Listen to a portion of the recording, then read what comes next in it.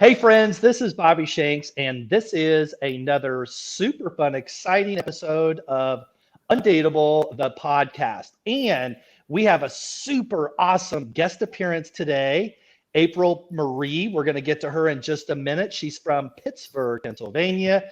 But first, we're going to hand it off our introduction to Ian Brown, the greatest podcast producer of all time. Ian, what is up, my man?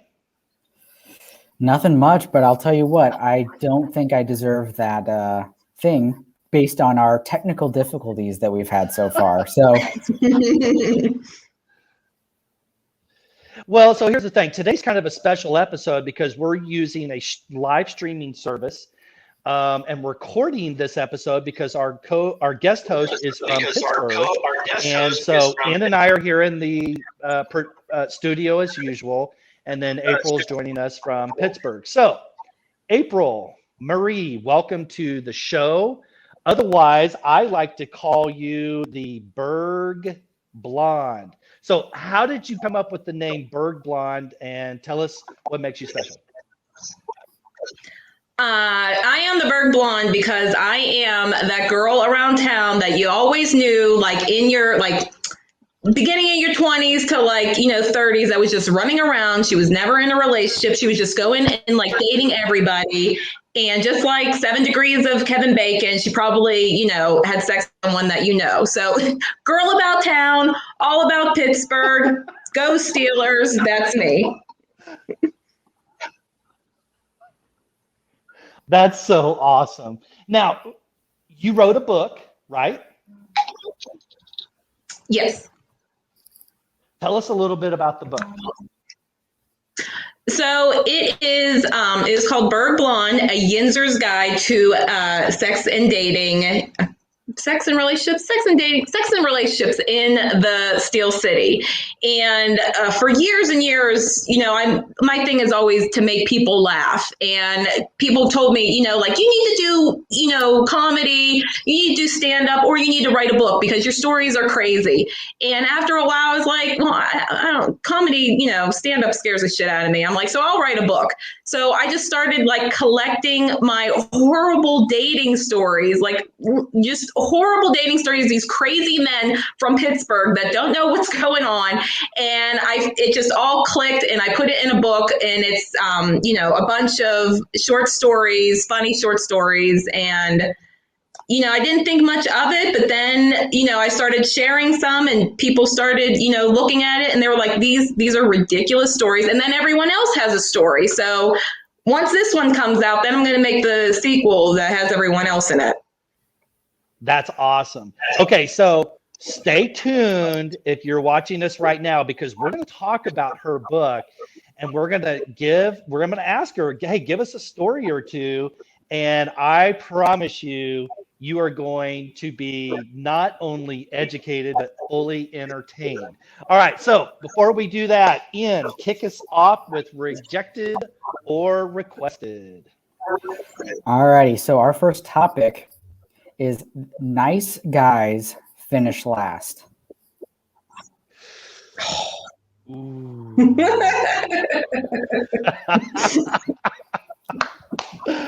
Woo. You know what? You go first. You want to start this? Yep. Listen, okay. The reason we go out with assholes is they're the only ones that have the balls to ask us out in the first place. If you're going to do that whole, we love nice guys. We would like to be treated well. We want a good guy. But if you're going to be a pussy about it, no, women need someone that they think can take care of them. And if you're constantly on top, oh, is this okay? Is this okay? No, just do the damn thing. I absolutely 100% agree. And I mentioned this in my last podcast, but I have this whole chapter in my book called X-Men. And the entire chapter is for men. And the whole premise of the entire chapter is to tell men that they need to wake up, that your genetic, God-given DNA design is to be initiators, period. Everything in life, initiate. Everything. Yes. So There are, I mean, there's, things about it, but yeah. And by the way, for those of those listening, this is kind of a new technology that we're trying on here, so there might be some delay, so just bear with us. So when it comes to nice guys finish last, I am a requested, but I do believe that as men age, hopefully, fingers crossed, with enough experiences. And you know what? Hats off to you, April. I hope that there's enough good guys out there that have an opportunity to date or to continuously date someone like you to, quite frankly, raise them. Like you're the finishing school for nice guys to show them how to man up. That's it. It's, it's in our, yeah, that's it. We want, as much as like I'm a very strong, independent girl, I do jujitsu. I've done boxing for 7 years. Like I can take care of myself. Like I don't need you, but if I want you, like you gotta man up. You gotta show me. If we're in the apocalypse and there are zombies attacking us, and I break my ankle, I need you to carry me over my fat ass over your shoulder and get me to the truck in time. Nice guys, rejected. Man up. I can't tell you how many times I've used the zombie apocalypse reference when talking about the battle of the sexes, right? Gender per gender and what men versus women's roles and stuff like all that. So that's super funny that you use that same reference. Requested or rejected. Here's our next topic. It's not a super mainstream term, but it is a pop culture term, and it's gaining more relevance as it specifically relates to men. And I guess we're just going to pick on dudes today. Sorry, guys. But here's the term, soy boy. S-O-Y, boy, soy boy. Ian, if you go to Urban Dictionary, give us the definition of soy boy so everybody can hear it. All right. This is a soft little bitch who can't handle even the slightest amount of pressure and will get triggered by almost anything. Oh, no. April, do you have a lot of soy boys there in Pittsburgh? No, I don't know. Well, that's not usually what I would go after, because I was always, I want to say, like, I'm a bigger girl, so I need a big guy that can handle me. I can't have him be smaller. Like, we can't be standing near each other and looking like the number 10. So I usually go after bigger guys. But like the notion of the soy boy, like, no, that's the Karen equivalent. I feel like just complains about everything. That's not cute. What? Did you just say the number 10? That's awesome. And you know what? I get it. Like, look, I'm in the Midwest. The girls here, I mean, I guess it's the same anywhere. But I mean, there's girls here that are 6 foot and 200 pounds or more. So yeah, I totally get that. So the whole thing behind soy boy is, and it's a hot button for me. When I was growing up, we didn't have. Well, actually, we did have video games, but my parents wouldn't allow them. We went out, we rode our bikes, we played in the yard. We didn't come back until the front porch flickered. And now boys, especially, have gotten super soft. And I saw a meme the other day. Somebody posted on social media of the difference between, young men in the 60s versus young men now. And it showed a couple young men actually on motorcycles in the 60s. And now it showed a couple really scrawny little dudes on those Lime scooters. And they had like pink backpacks and soy boys. I'm a rejected. Yeah, to each his own, but that's not personally my thing. I mean, if I can lift more weight than you, like, I'm gonna look down on you. So rejected. Okay, so I got a question, and then like you can really help me here. I don't know how tall you are. I don't know how much you weigh. I've never met you in person, and I don't care. But what I do want to know, just based on what you said earlier, do you have a standard for how much taller you would prefer a man than you, or how much more they should weigh, or some sort of height weight proportion that works for you? I've never been a fan of the whole height thing. I feel like with the preservatives in our food nowadays, women are growing up more and like men are like shrinking a little bit. So that never bothered me because, I could do the Nicole Kidman and Tom Cruise thing. Like, that's fine. If he takes care of me, I don't care how tall or short you are, but you need to be able to stand like you're 7 feet tall if you're with me. Like, even if you're 4 foot, you need to stand like you're 7 foot tall. So height wise, no. I do look for, I'm a little bit of a curvy girl. I'm 5'5". I'm not telling you how much I weigh, but like I do usually look for some guys that have like a little muscle on them, maybe a little bare gut or whatever, like just because I feel like I have my own body issues and confidence, and I always feel like, what if I squish him when I'm on top or something? But, if he dies, he dies, do what you have to do. But I usually like I'm a little bigger, but I'm not, it's all about the connection you have with someone that really matters, I think. April, as our guest host, give us your requested or rejected topic. Okay. Mine is such a pet peeve.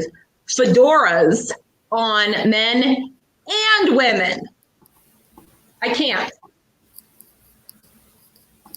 Ooh, isn't that the hat that like it's connected, like jockeys wear them? Horse jockey, right?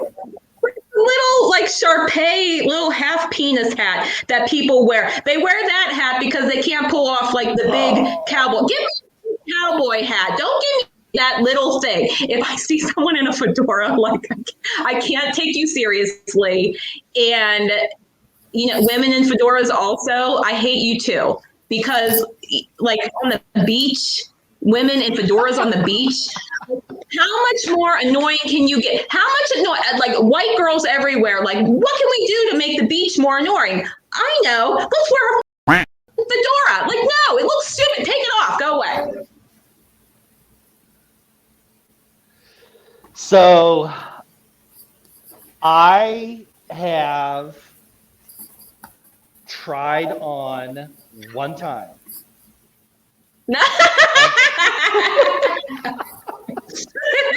a fedora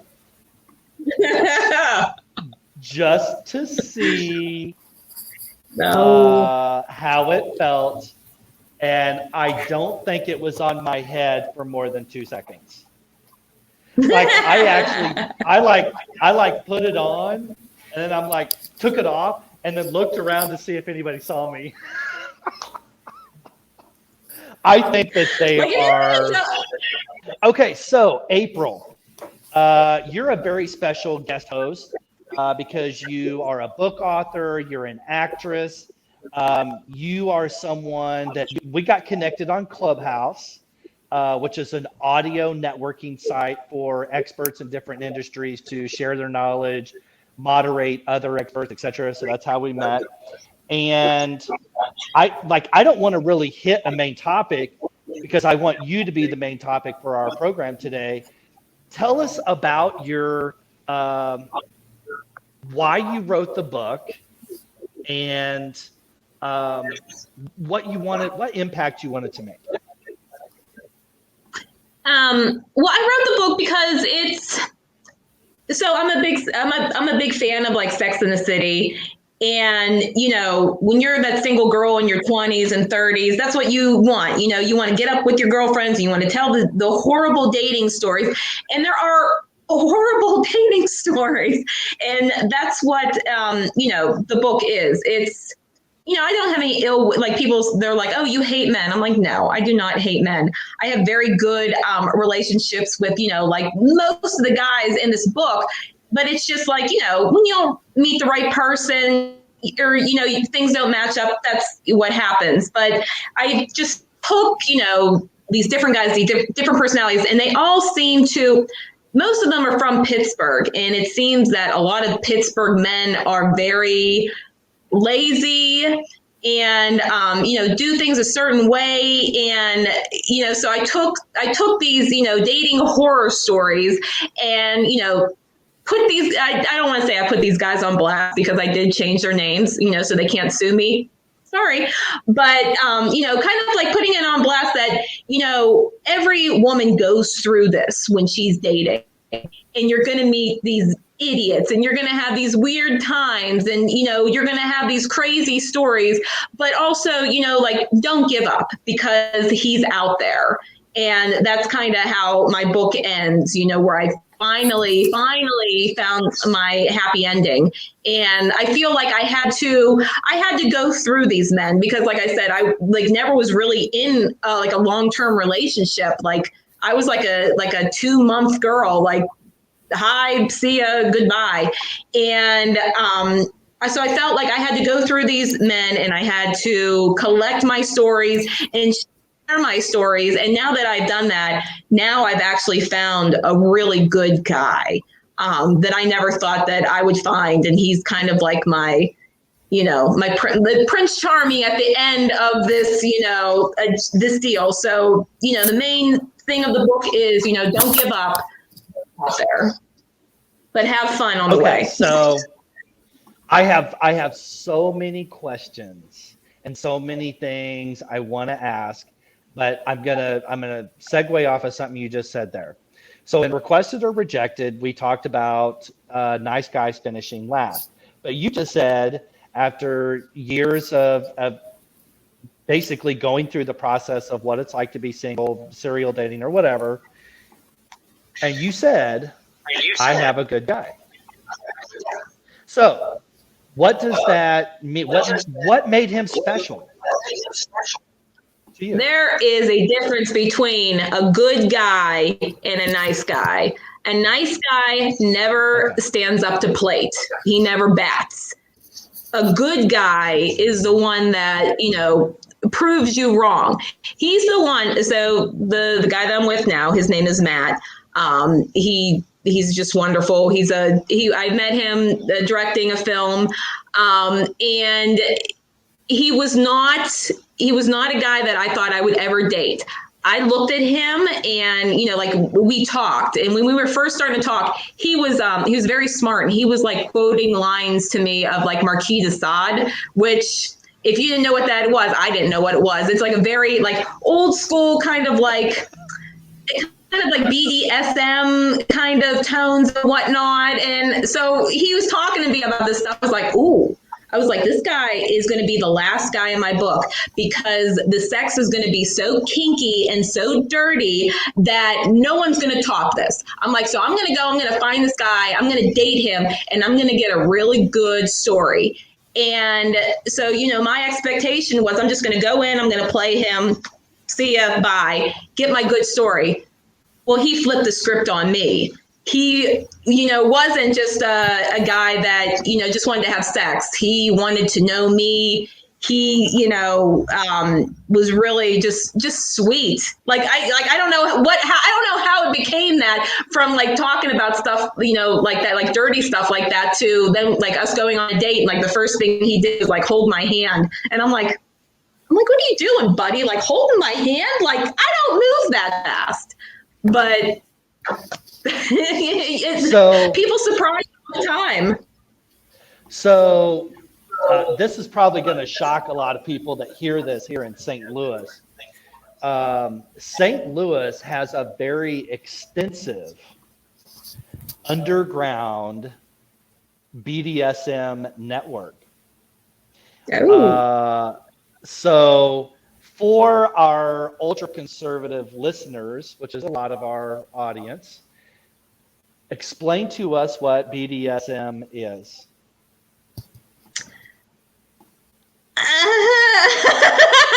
It is, there's nothing wrong with it. There's nothing wrong with it at all. Sex is a very natural thing, and we all have our different things that we like in the bedroom. Like you can't have a lasting relationship. I will say this right now on the Bobby Show, on the Undateable podcast.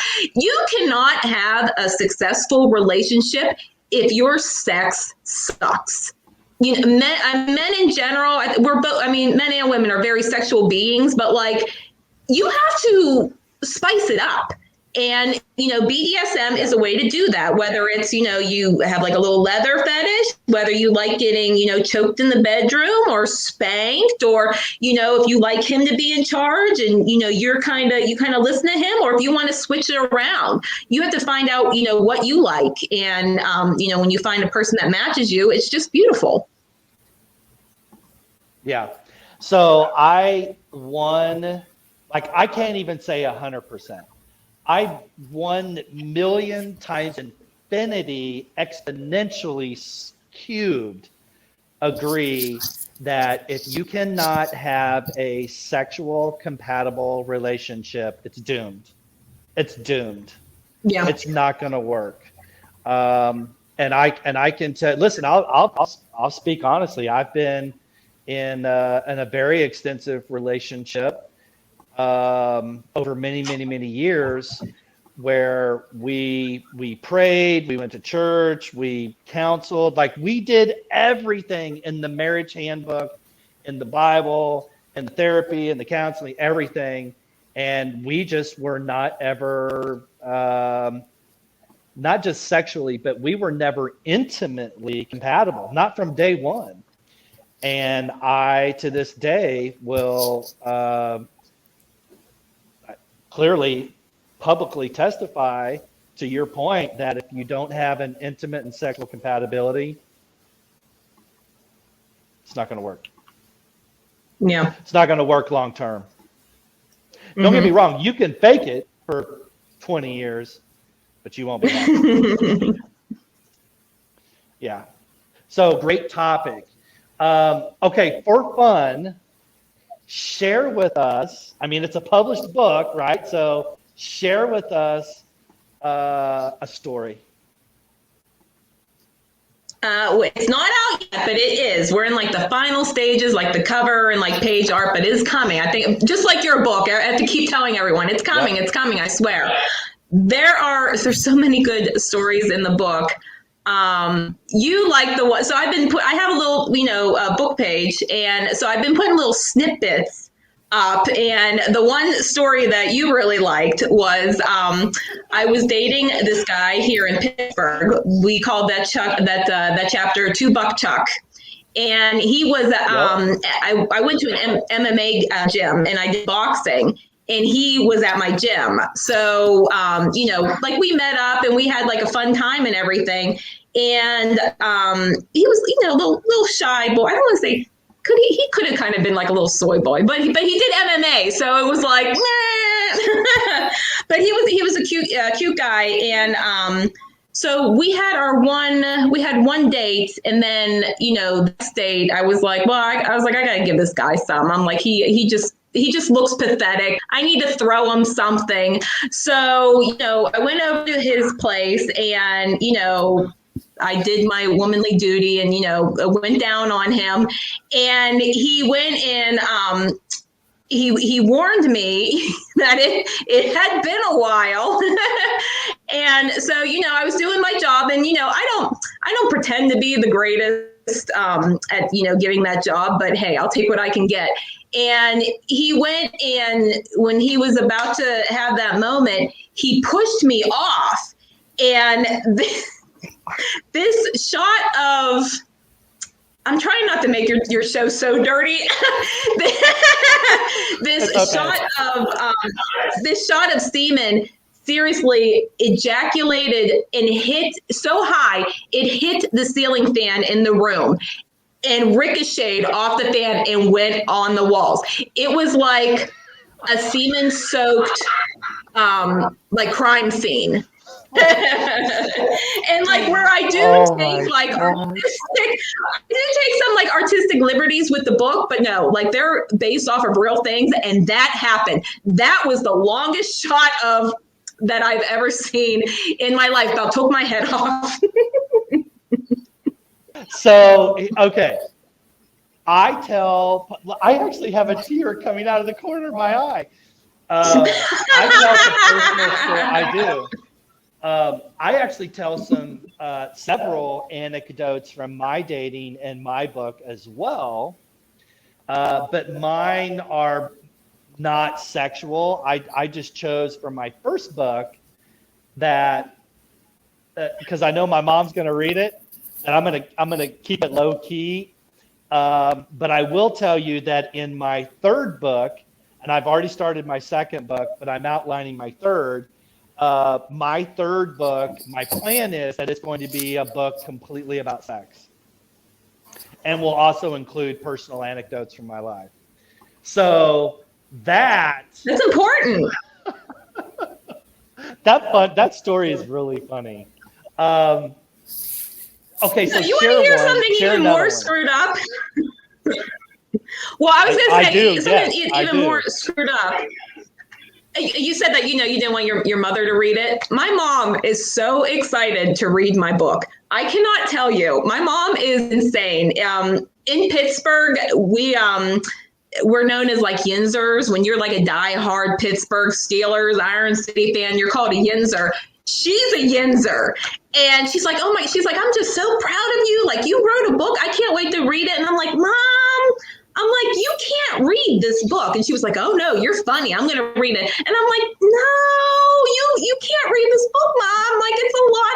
It's a lot about me having sex and whatnot. And she was like, oh no, I just won't read those parts. I'm like, that's the whole book, Mom. I don't know what you want. That's so funny. But so you did explain to her that it's a bunch of your single dating sex stories. And so what did she say? Yeah. For years, I haven't been going into explicit detail with her, on my dating escapades and whatnot, but she knows I can tell a funny story. I just crack her up all the that's what I do. I just tell funny stories, and, she's been listening to them longer than anyone. And she was like, I don't care. I just won't read, those really the dirty parts, but, I'm going to read the rest of it. I'm like, the whole book is a dirty part, Ma. You can't read this book. Oh my gosh. Well, I can't wait to read it. Tell us, okay, give us one more story with good content and entertainment value from your book. Oh my gosh. Well, let's see. Okay, so I had this guy. I went and I dared to venture out of Pittsburgh, and I went to West Virginia, which it's not better there. And I went and I was seeing this one guy, and I went to his house, and he was going to take me to a haunted house down there in Pittsburgh, the Moundsville Penitentiary, whatever. And he had his little redneck friend come with us. So, two big rednecks in the front of the truck, me in the back seat of the truck. And, we went about our date, and that's all in the story. at the end of the day, his friend was driving us home, and we had a couple beers, couple shots. West Virginia, what are you gonna do? So this big old redneck guy climbs over the seat into the back seat and tries to, have a little redneck fun in the back seat. And we're getting down to it, and whatnot. And I'm like, oh God, like what is going on? He's kissing me, and all of a sudden I feel something in my mouth, and I'm like, what the hell is that? It was his chew slug that fell into my mouth. And oh, that's so gross. So I go and I like spit that out, and I'm like, give me the freaking beer. I got to clean my mouth out. So I go and I do that. And he's, like, oh, baby, I'm sorry. I forgot that was in there. I'm like, okay. And, he's trying to sweet talk me. So I'm like, okay, so we're going back at it. He's trying to, get some in the back seat while his buddy's driving. I'm a whore. I don't know. And his buddy goes, and the guy that was with me was like, oh, stop driving like an asshole. And he was like, oh, you want to see an asshole? I'll show you an asshole. And he takes his gun out and starts blasting it through the window of the truck. So we're going down some like weird West Virginia road, and he's shooting off a gun. I'm in the back seat, my pants are down. I'm like, what the hell's going on here? All of a sudden, I see red and blue lights behind our truck. And I'm like, are you freaking kidding me? There's a cop behind us. The cop goes and pulls us over. I don't know where my pants are.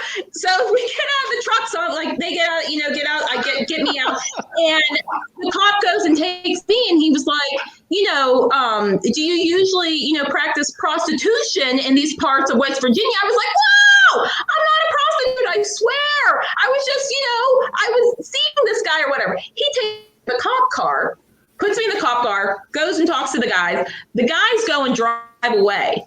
I'm in the back of the cop car, I'm in West Virginia, not Pittsburgh, seeing these guys drive away. And I'm like, oh my God, I'm going to go to West Virginia hotel as a freaking prostitute. I'm like, are you kidding me? So the cop comes back and he's like, you're in trouble, driving me around. And I'm like, okay, how am I going to get a job with prostitution on my record? What am I going to tell my mom and dad? So the cop's going and driving around a bend, and it's like familiar. And I'm like, what the hell is going on? And he takes around. I see this big bonfire. We're back at the guy's house with Buddy. And the cop goes and drops me off. And he was like, oh, my name is, so-and-so. I'm so-and-so's cousin. I'm like, are you freaking kidding me? Did you guys set that all up? And like, my guy's over in the fire pit being like, yeah, she's ours. Bring her over here. What? Don't go to West Virginia. It's not a good place. Like that deserves an Oscar trophy as far as wild, crazy dating stories go. Like there's several stories in one right there. That's amazing. Okay, this is really gross, but I actually was at a summer camp when I was a kid. It was a summer basketball camp, and over on there was a big table, and we all had our Gatorades and our Cokes and Pepsis lined up there, and I had a Pepsi because I love Pepsi. And I went over there, came off the basketball court, picked up my Pepsi to take a drink, and it was a giant can of chew spit. Oh! That was and I didn't just get the slug. I got all the spit and I swallowed it, and this was at the Hearn Center in Columbia, Missouri, and I literally ran out the tunnel where all the basketball players come out, found a water fountain, and puked in the water fountain. Oh no! Which has absolutely nothing to do with dating, but I feel you because it's happened to me, which, was especially traumatizing as a kid. Gosh, I've got such a small amount of time with you, and I have like a million things I want to ask. Battle of the sexes. battle of the sexes. What do you think? Hold on here. No, that's better. What do you think is the number one problem with single adults and dating? And what can they do about it? Everyone wants their cake and to eat it too. That is the thing. And, and also no one believes in traditional dating rules anymore. Like, even though I'm a very hip woman and independent, I still, I need those old school values. Like, I think that was like a big thing. Like when I started dating Matt, and like I said, with the hand holding, I was very like, oh, how dare you, sir? You want to hold my hand? Because that's how desensitized we have become. And, it's bad. Like, looking back at it, I'm like, man, I was like a real like bitch to him. I don't know why he stuck around, because I was like, no. But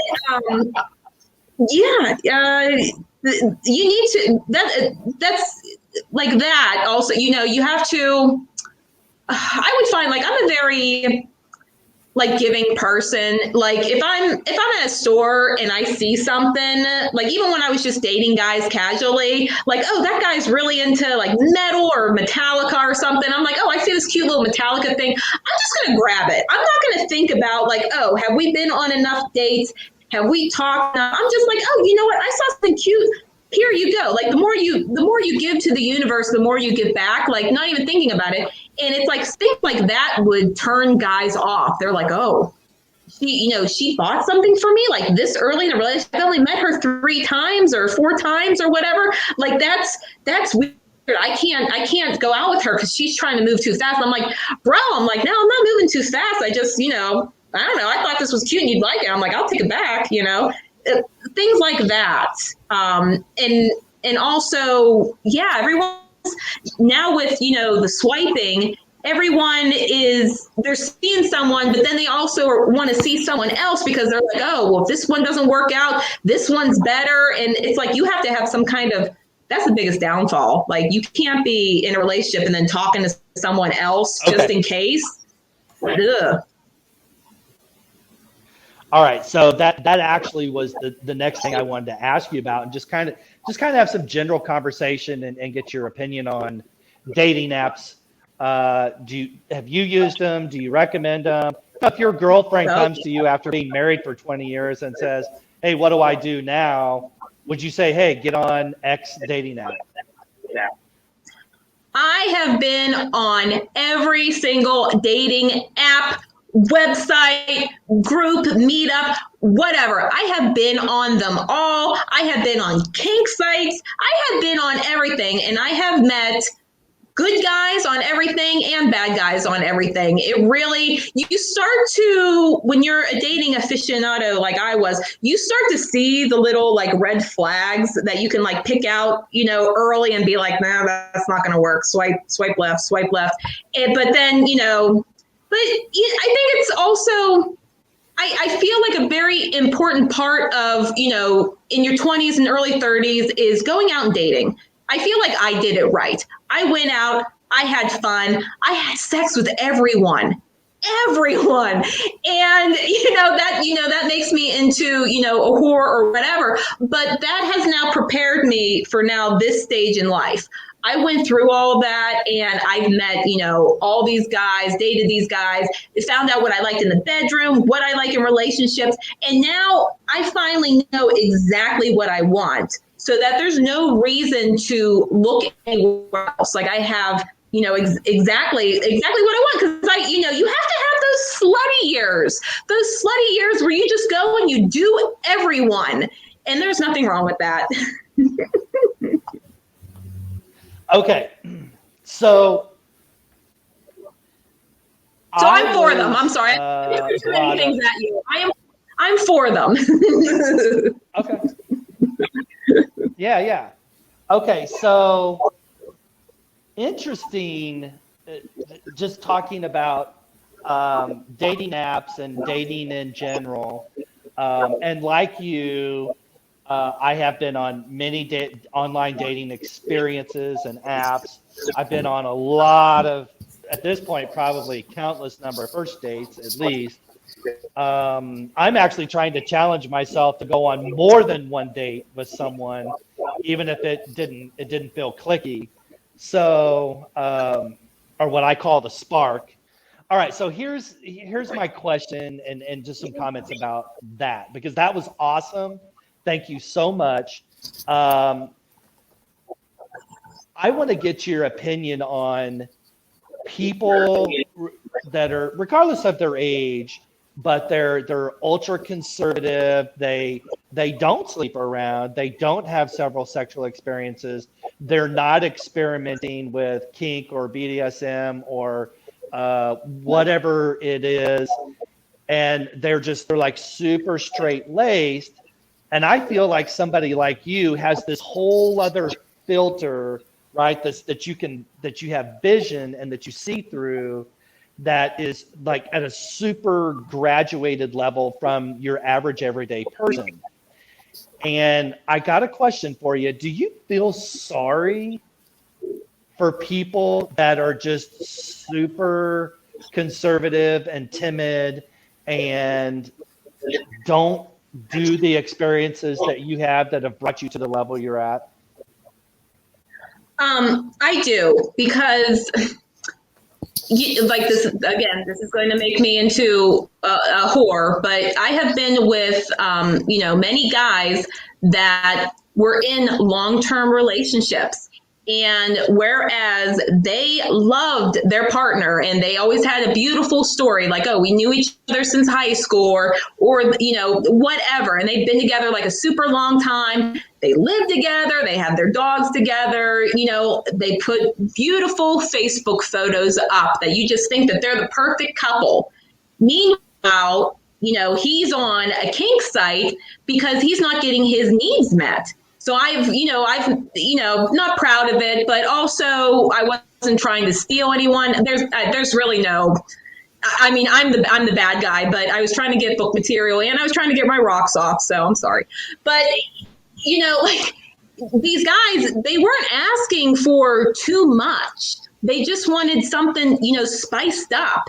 And you need to be able to talk about these things with your partner, and there needs to be give and take. Like, okay, like, your man wants anal, you don't want anal. That's understandable, but you need to do something. You need to give him something else, to make up for that.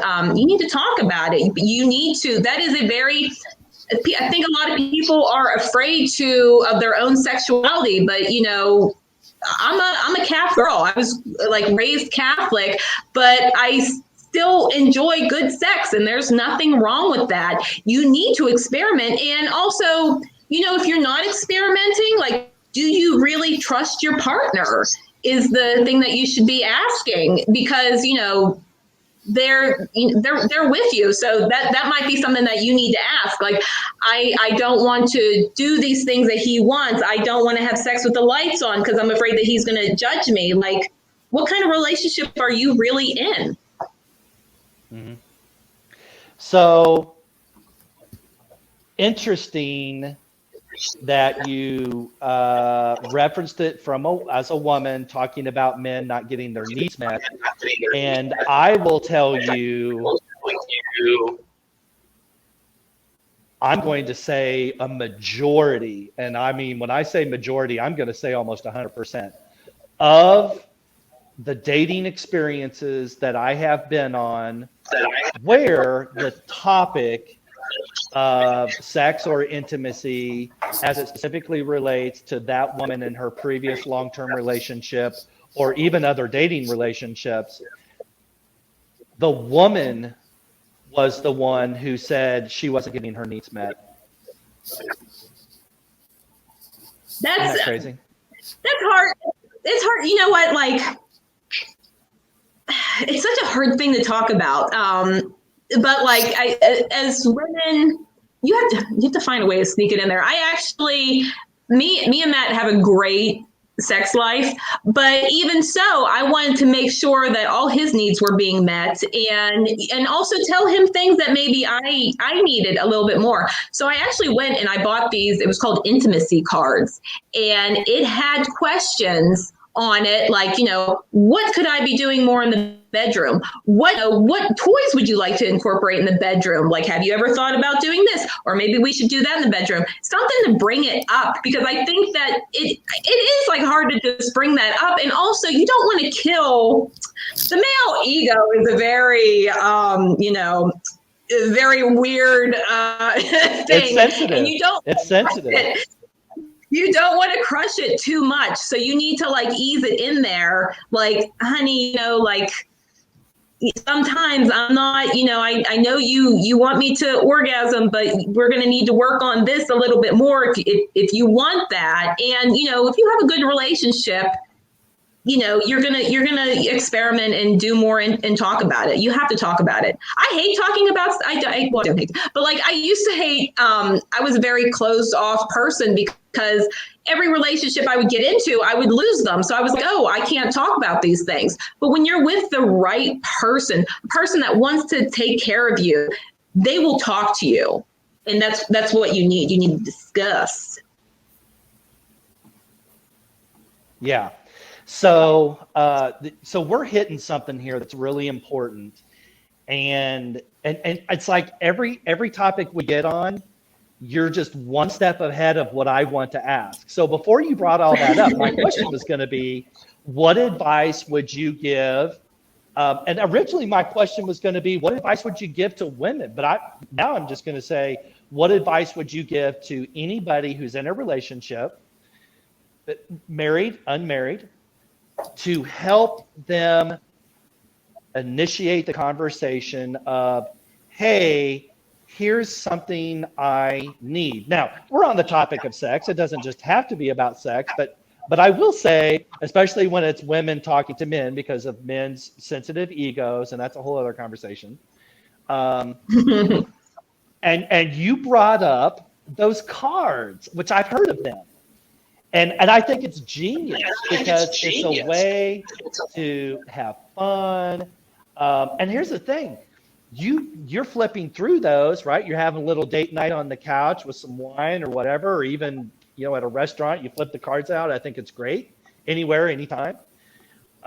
It could actually initiate things with your significant other that they've been scared to talk about, because in my experience, especially when it comes to intimacy and sexual topics, the two people are either thinking the exact same thing and they're scared, or one of them is extremely disconnected and this person's up here on an island. And what that will do is bring this person up to their level. I would recommend, they were like $20 on Amazon. And, like I bought them on a hitch. Like I think I saw like a Facebook ad or something. And I was like, those are cute because, I get nervous being this happy.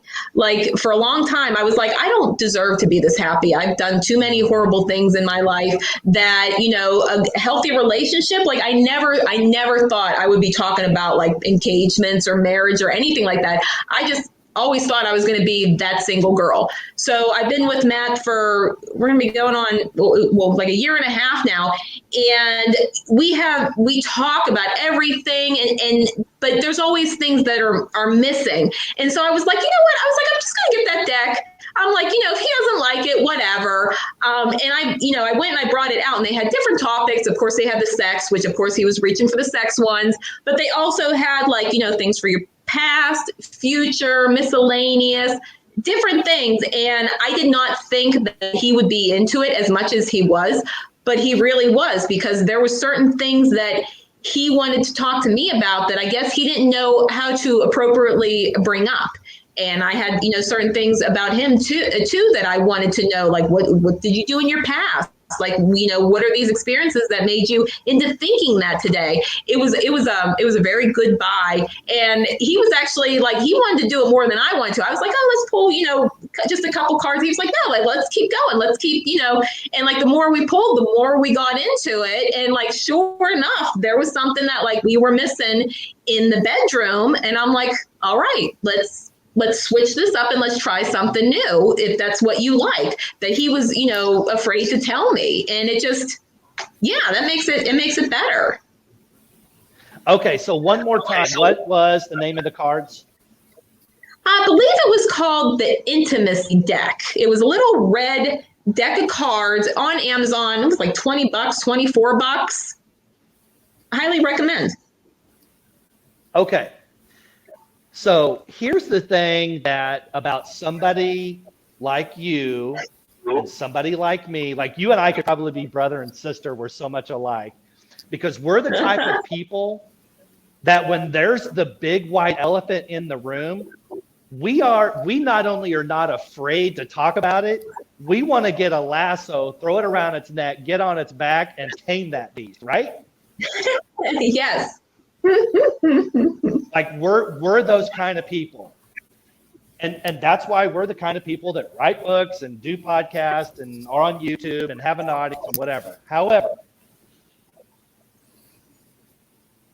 if someone is in a relationship, whether it's a new relationship, a growing relationship, blossoming relationship, or even it's a mature relationship like a year and a half or a marriage relationship of 20 years, and the intimacy cards aren't for them,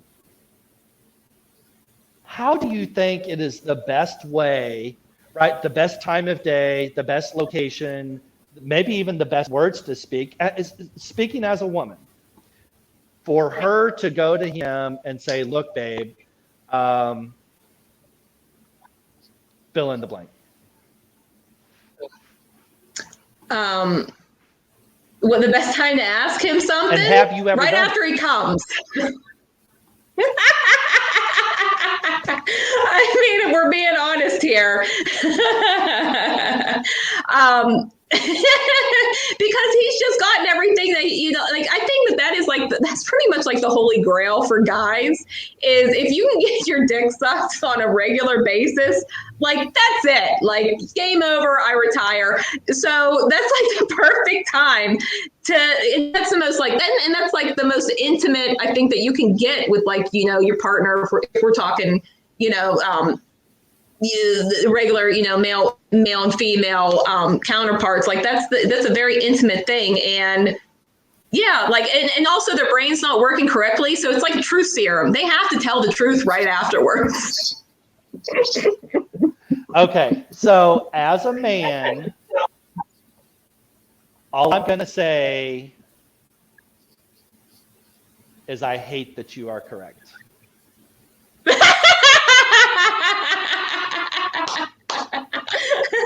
know I'm correct. Like, look, I consider myself, at a more enlightened, higher level of understanding when it comes to relationship, intimacy, sex, relationship communication than the average dude. And with my knuckles dragging on the ground like a Neanderthal, I will confess to you the way you just said is absolutely correct. It's true. All right. So, if you're not getting that, your woman is not happy. Happy women suck dick. If she ain't sucking your dick, she don't like you. Bring her some flowers. Okay. So again, I agree with you. And by the way, I will go a step further. I'll step out of the norm for this show. I will say that I have interviewed and spoken with and dated or whatever, literally dozens upon dozens of women who have a complaint that their man or past man or whatever did not go down. And I will say, to your point, a happy man will go down. And a happy man will be open to being told and understood what her idiosyncrasies. I call it the Rubik's Cube equation. It's actually in my book. Men are simple, right? Friction, moisture, done deal. Women are a Rubik's Cube, right? There's an equation to how this thing gets solved. Now, some women are more complicated. Like some women, they can be solved in like a minute, just like a dude. Some women take more time. But if the communication's there and the man is happy, the man will figure it out. Now, yes, agreed? I agreed completely. Okay. And also, yeah, So, like on both sides, they keep make sure everything's neat and nice down there. Don't have anything in the way. Just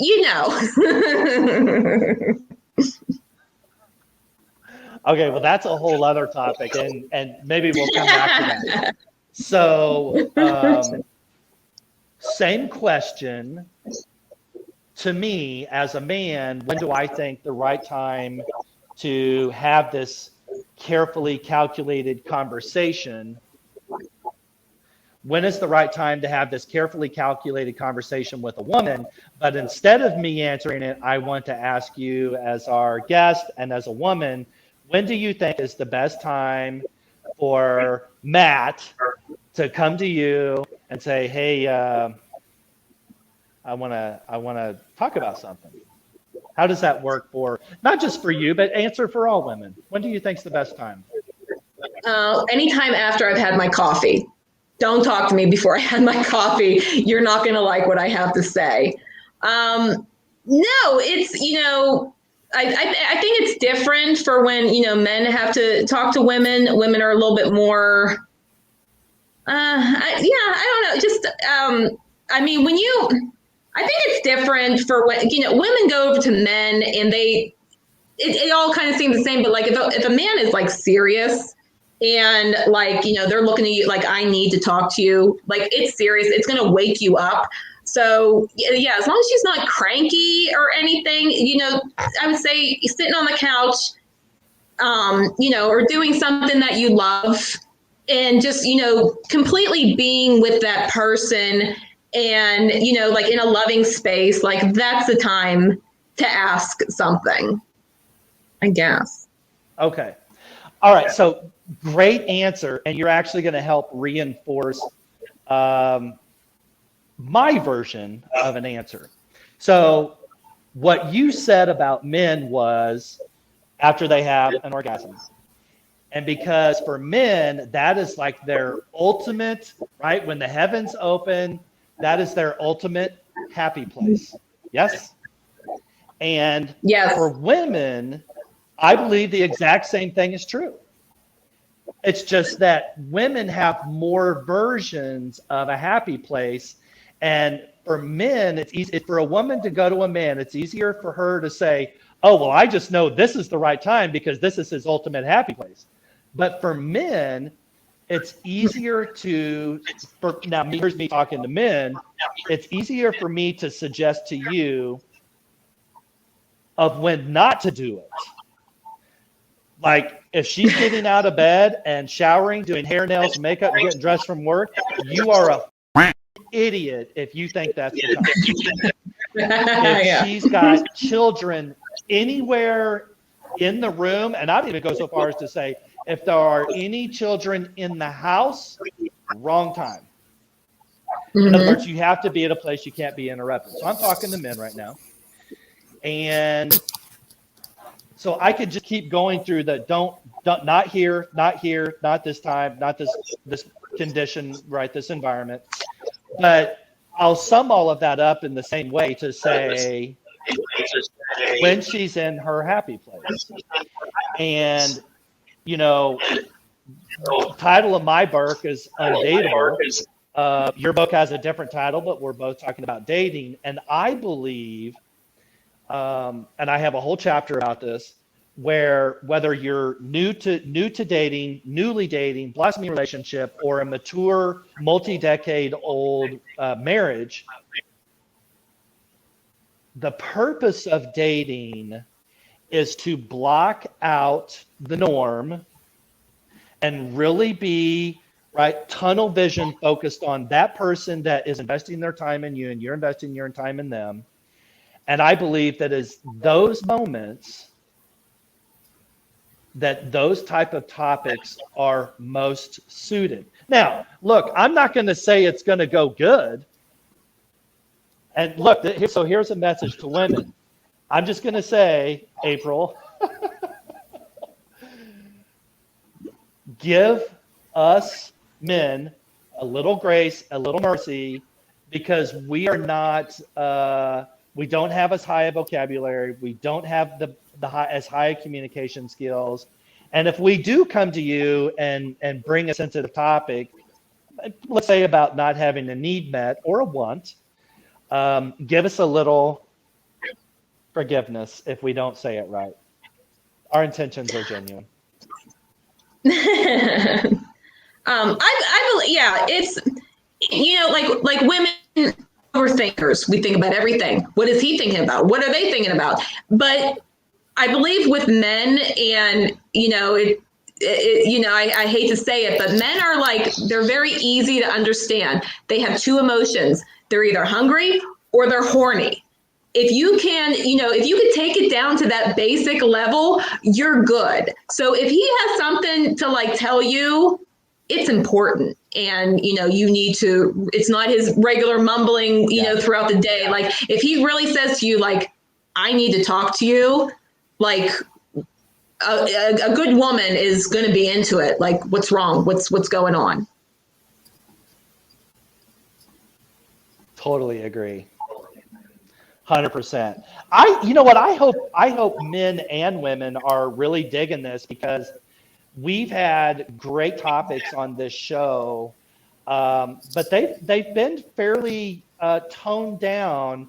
And one of the great things I was excited about having you on this show is because I knew that we could really, right? So we could dig deeper, get into some lower gears of a relationship, foundational stuff the stuff that nobody wants to talk about. And I knew that we could bring that up. So super cool. I appreciate that. All right. So before we wrap things up here, April, tell us what name is your book written under? Give us the title. Where can people buy it? Can they get autographed copies? Just tell us everything about you and your book and when it's going to be happening. It's getting ready to come out pretty soon. I'm hoping like maybe 2 months, 3 months. It is in like the very ending of the process. Like page design and like cover design is it, and then it will finally be available. But until then, you can catch all the info on my official book page, which is facebook.com/Burgh Blonde. That's BURGHBLONDE. I'm also on Burgh Blonde Instagram, Twitter, all those fun things. And every Friday I put up like a sneak peek of the chapters, and everyone seems to like that because I give a little dish into the story. But when it's out, it will be available on all the major platforms. So definitely Amazon, Barnes & Noble, all that good stuff. So looking forward to that. All right. Awesome. Well, April, thank you for writing the book. Thank you for being our guest host today. And I've had a great time. I can't wait to see this air. We'll talk to you again soon. Thank you so much. And yeah, definitely, if it does well, have me back. If not, I'll see you later. But I had a great time. Thank you, Bobby. Thank you, Ian. All right. That's it for today, Undateable fans. Thank you for watching. We love you. Comment down below. Let us know what you thought about this. Share our video. And we'll see you out there. Happy dating. Peace.